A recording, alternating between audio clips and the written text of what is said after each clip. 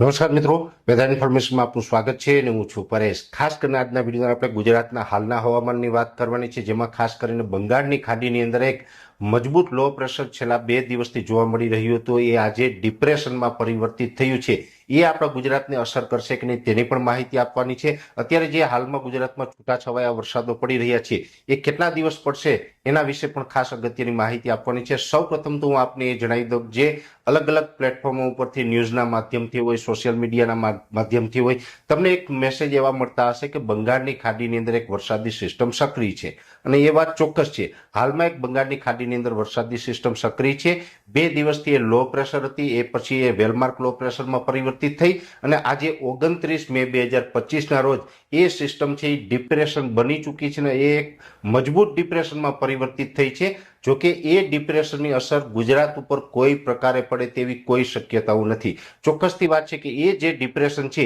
એ બંગાળની ખાડીમાંથી અત્યારે ઉત્તર તરફ આગળ વધી રહ્યું છે, એટલે એ ડિપ્રેશન છે આવતીકાલે બપોર સુધીમાં, એટલે કે 30 મે 2025ના રોજ બપોરે લગભગ 2 થી લઈને 3 વાગ્યા સુધીના સમયની અંદર પશ્ચિમ બંગાળ અને બાંગ્લાદેશ તરફ પહોંચે તેવી શક્યતાઓ છે। એટલે આવતીકાલે બપોરથી પશ્ચિમ બંગાળ અને બાંગ્લાદેશોની અંદર મુશળધાર વરસાદો જોવા મળે તેવી શક્યતાઓ છે। એક પ્રકારે ત્યાં તબાહી મચાવી દે એ પ્રકારના પણ દ્રશ્યો ત્યાંથી આવતીકાલે અથવા તો પરમ દિવસે સવાર સુધીમાં આવી શકે છે। એટલે ત્યાં ધોધમાર વરસાદ પડવાની શક્યતાઓ છે।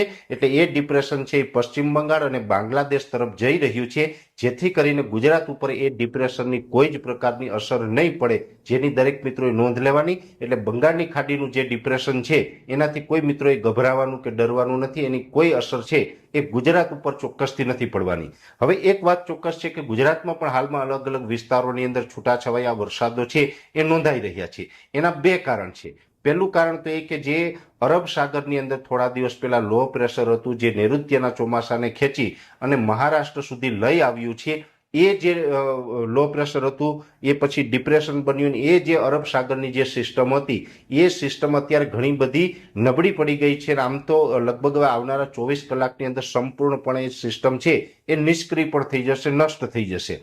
પણ એ જે સિસ્ટમનો ભેજ હતો એ અસ્થિરતાએ દક્ષિણ ગુજરાત અને સૌરાષ્ટ્રના દક્ષિણ ભાગોની અંદર જે અસર કરી, અને એ અસરને કારણે સૌરાષ્ટ્ર અને દક્ષિણ ગુજરાતની અંદર મુશળધાર વરસાદો પણ જોવા મળ્યા। એને કારણે ગુજરાતના ખેડૂતોને અનેક પ્રકારનું નુકસાન પણ થયું છે। પણ ખાસ હવે એ સિસ્ટમની અસર અત્યારે આપણે નથી, પણ એ સિસ્ટમને કારણે 850 HPA લેવલે અમુક ભેજ આપણે રહી ગયેલો છે।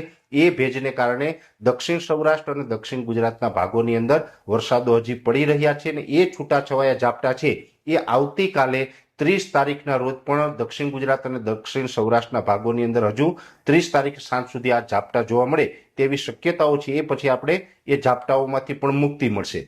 પણ ચોક્કસથી વાત છે કે હજુ પણ એ સિસ્ટમના ભેજને કારણે ઝાપટાઓ છે આવતીકાલે પડી શકે છે। જોકે દક્ષિણ ગુજરાત અને દક્ષિણ સૌરાષ્ટ્રના ભાગોની અંદર આ જે અત્યાર સુધી જે વરસાદો પડ્યા એમાં હવે આજથી પણ ઘટાડો આવ્યો છે, અને આવતીકાલથી ઓર વધારે ઘટાડો આવે એટલે વરસાદની તીવ્રતામાં પણ ઘટાડો આવશે અને વરસાદના વિસ્તારોમાં પણ ઘટાડો આવશે। એટલે આવતીકાલથી દક્ષિણ સૌરાષ્ટ્ર અને દક્ષિણ ગુજરાતના ભાગોની અંદર એ વરસાદમાં પણ રાહત મળી શકે છે। એ સાથે મધ્ય ગુજરાત અને ઉત્તર ગુજરાતના ભાગોની અંદર જેવી રીતે પરમ દિવસે રાત્રે, ગઈકાલે અને આજે પણ અમુક વિસ્તારોની અંદર વરસાદ નોંધાયા છે, એ જે વરસાદો નોંધાયા છે એની અસર છે એ રાજસ્થાન ઉપર બનેલી વરસાદી અસ્થિરતા હતી એને કારણે છે। કેમ કે રાજસ્થાન ઉપર પણ એક અત્યારે અસ્થિરતા સક્રિય છે। એ અસ્થિરતા છે એ પૂર્વ ઉત્તર દિશા તરફ આગળ વધી રહી છે।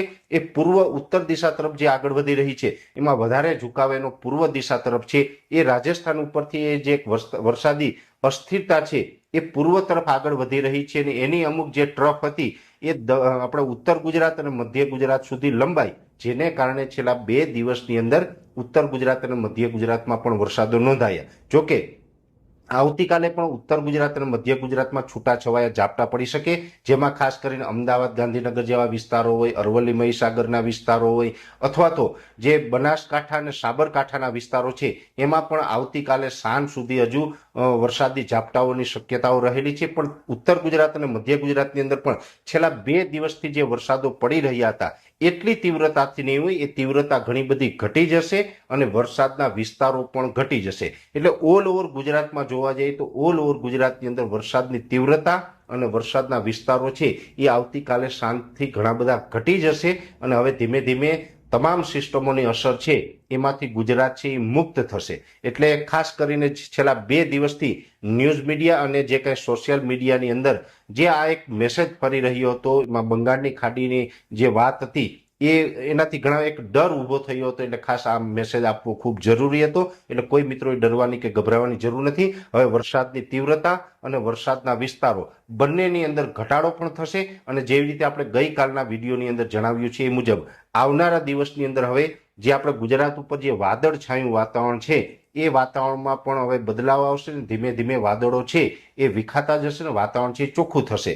અત્યારે જે વાદળો છે એ મોટા ભાગના વિસ્તારોની અંદર હાઈ લેવલના વાદળો છે. એટલે કે 500 HPA લેવલે આ વાદળો અત્યારે દેખાઈ રહ્યા છે ને આ વાદળો છે એ હવે ધીમે ધીમે 1 થી 2 દિવસની અંદર વિખાઈ જાય અને ગુજરાતની અંદર ફરીથી તડકો નીકળે તેવી શક્યતાઓ છે. આમ તો મોટાભાગના વિસ્તારોની અંદર અત્યારે તડકા જેવો માહોલ હશે અને આવતીકાલે સાંજેથી વાદળો છે વધારે વિખાશે. એટલે પરમ દિવસે 31 મે થી ફરીથી આપણું તાપમાન છે એ ઊંચું આવશે. આમ જોવા જઈએ તો અત્યારે ગરમીનો ઉકળાટ છે એમાં પણ વધારો થયો છે અને આ ગરમીનો ઉકળાટ છે એ કન્ટિન્યુ રહેવાનું છે. જેવી રીતે આપણે ગઈકાલના વિડીયોમાં જણાવ્યું એમ આ ગરમી ઉકળાટમાંથી હમણાં આપણે કોઈ જ પ્રકારની રાહત મળવાની નથી. આમ તો જે નૈઋત્યનું ચોમાસું હજુ ગુજરાતમાં આવતા ઘણો લાંબો સમય લાગશે. આપણે હમણાં નજીકના સમયની અંદર નૈઋત્યનું ચોમાસું ગુજરાતમાં આવે તેવી કોઈ શક્યતાઓ દેખાતી નથી કે કોઈ એવી સિસ્ટમ સક્રિય નથી, જેથી કરીને ગરમી ઉકળાટ છે એ 15 જૂન સુધી તો ચાલુ જ રહેશે અને ત્યાર પછી જેવી રીતે